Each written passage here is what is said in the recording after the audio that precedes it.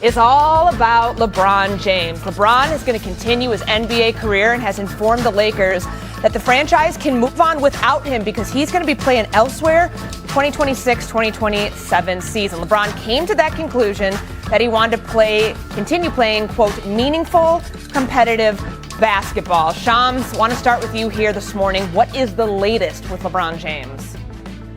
Courtney, I'm told LeBron James right now is in Ohio, and he is spending family time. He's taking time to regroup. But in the background, Rich Paul, his agent, got pitches from about a dozen teams when free agency opened up at 6 p.m. Eastern time, with offers, with proposals on what it would look like for LeBron James to come to their team. The important part of LeBron James' decision to inform the Lakers that he is out, that he is leaving the team, he's allowing them to go about their business, is that he wants to go somewhere where there's a chance at a championship, at meaningful basketball, something he felt was not going to be keeping him happy, to put it at the least, if he stayed in LA. And overall, the fact that it's now a decision that's not financially driven, and he's not going to make the decision just based on money, means that all these teams, whether you have a minimum contract to give him, whether you have an exception to give him, or salary cap space, you're going to be involved. Courtney, when I talk to teams around the league, there are three that jump out for LeBron James potentially, and that's the Golden State Warriors, Miami Heat, and the Cleveland Cavaliers. We know he's already played and won championships with the Heat and the Cavs, but the Warriors have been positioning themselves over the last week to try to make a run at LeBron James, but also potentially Anthony Davis, a running mate, a potential package deal to form a big four. So there's still some dominoes conversations that would need to be had there, but the fact that Draymond Green opted out of his $27.7 million deal when the entire NBA and the Warriors expected him to opt in lets you know everything you need to, that this is something Golden State is taking very seriously. So 12 teams reaching out to Rich Paul, his agent, 3 options that Shams had mentioned, keeping a really close eye on those. Shams, thank you. Stick close. We're going to be glued to our phones all throughout the rest of the day as we wait for more news on LeBron James and others. But last night, Stephen A. reacted to the news and gave his 2 cents on where he thinks LeBron should go next. Take a listen. Me personally, I think his championship is going back to Cleveland. That's where I think his best shot at a championship is. One could argue Miami too, with Bam and Giannis and Portis, but they got to build a roster. He go to Cleveland without Cleveland having to give up any of its assets. I think they're the automatic favorites in the Eastern Conference. All right, so let's bring in the rest of our crew here. We heard from Stephen A. He thinks Cleveland would be the best option for LeBron James if you're trying to win a championship right now. But Wendy, what is the best win option now for LeBron in your eyes? Well, we may not know that just yet, because when you look at the previous times LeBron was a free agent and changed teams, the teams he went to had to break down their rosters and open up a massive amount of salary cap space. He went into salary cap space the last 3 times, these 3 times he changed teams. And so those teams were not built out at all. In fact, some of them had success the first year. We saw them go to the finals in Cleveland and Miami, but their teams weren't built out. All of those teams won the championship in the second year. So the difference now is that the teams he's going to join, it does not have to spend a lot of money on him. He's either going to sign for the $15 million mid-level exception, the $6 million taxpayer exception, or my gosh, he might even take, I can't even believe I'm about to say this, he might even take the minimum. I don't even know if LeBron and minimum would ever be considered, but I guess it's on the table. So that means if you're going to get him at incredible value, your team better damn well be set and ready to go. Now, I wouldn't say he's chasing a ring here where the be-all, end-all is to be on the number 1 contender, but he's going to want to be there and every day know that he is going through what he's going through with his body to play on a team that can make a deep playoff run. So that is the mandate. The mandate for the Warriors, the Cavs, the Heat is when they come to him, they better have a very compelling roster. And I do think that we could have a team or two emerge that we don't maybe expect. And I expect LeBron to be able to take his time, because that money that he's going to sign for is going to be there no matter when it's going to be there. He doesn't have to sign right now to fill cap space. He's not a cap space signing.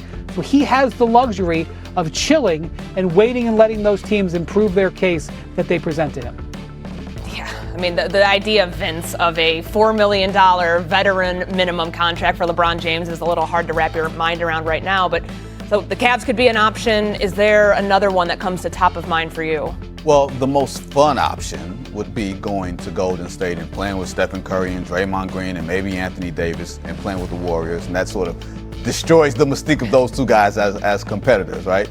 The heartwarming story would be going back home and playing with Cleveland and maybe elevating that franchise back, even though I think Cleveland has a bunch of holes. I think I look at the Miami Heat with Giannis already in the fold, with Bam Adebayo there. Bobby Portis added on. They added Tim Hardaway Jr. for shooting yesterday.